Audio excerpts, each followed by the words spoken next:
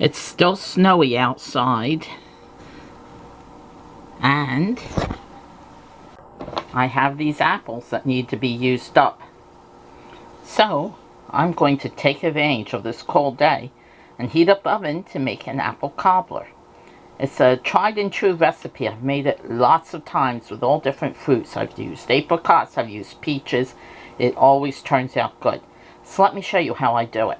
I'm going to start by peeling my apples and then cutting them into small pieces. Not too small. You want to have some fruit there, but you don't want huge chunks of them.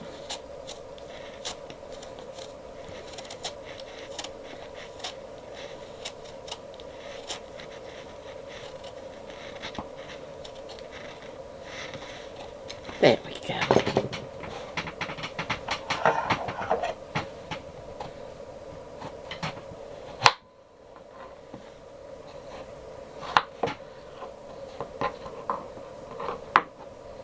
About this size.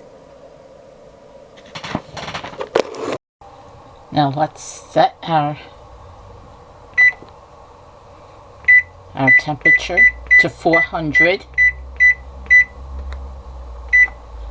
And we'll start that.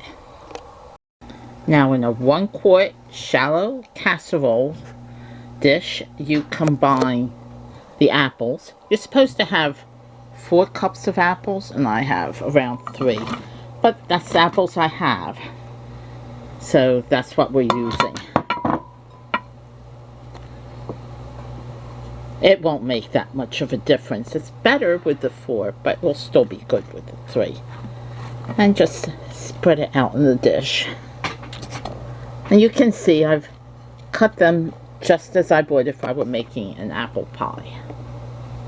And now to this we add a 1/2 cup of sugar and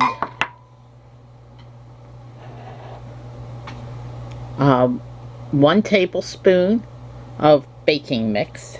I have Bisquick here, so that's what I'm using, but you can use Jiffy, you can use your store brand. It's not going to make any difference.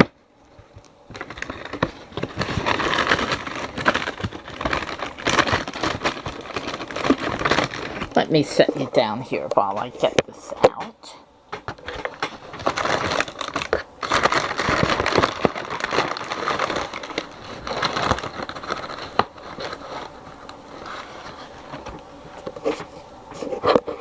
And 1 tablespoon, just dump it on top there, and a 1/2 teaspoon of cinnamon.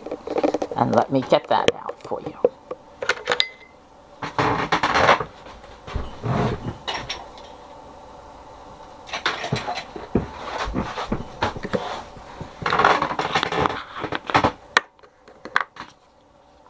If you hear things in the background, I'm running the dishwasher right now.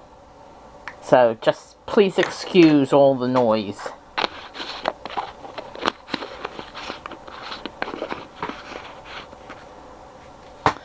And now we mix that all together.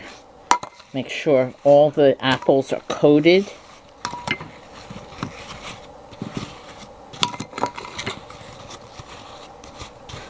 We want it to be tasting like a really good apple pie here.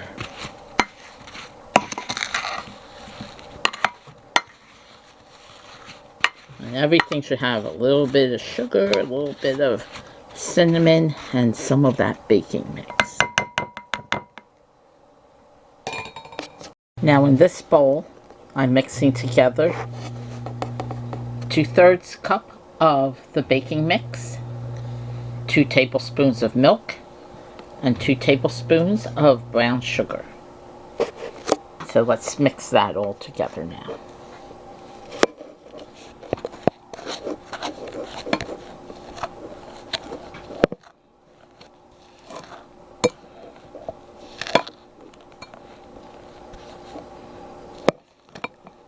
It's going to be like a dough form here.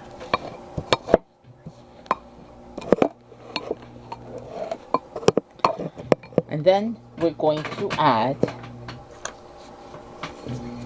1/2 stick of butter. I found the easiest way to cut it in is just to use my hands. Of course, you can use 2 knives, you can use a pastry cutter, whatever feels right to you, do it. But get that butter mixed in. Okay, I made a mistake. You're supposed to mix in the butter and then add the milk.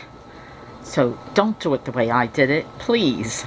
I'm going to put the recipe in the description box like I usually do, and do it the way the recipe says, not the way I did it. I had to end up adding a little bit of milk at the end because the butter just wouldn't mix in. And you might have to do that too, even if you do put the butter in first. But let me show you. I dropped it onto the apples. And you can see it doesn't cover all the apples, but that's fine. You'll see when it bakes how nice it looks. Bake it at 400 degrees for 30 minutes. And here it is, fresh from the oven.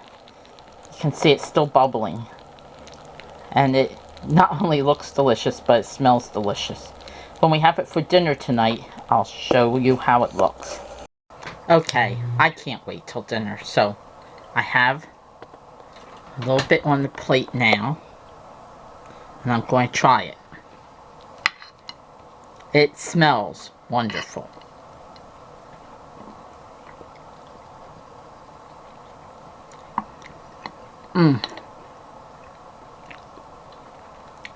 It is so good. Thank you for watching, and if you're not a subscriber, I'd love to have you be one. Just hit the subscribe button, hit the bell, and you'll be notified every time I post something new. And if you like this, give me a thumbs up and leave a comment. The recipe will be down right below me in the description box. Thanks for watching, and I'll see you next time. Bye.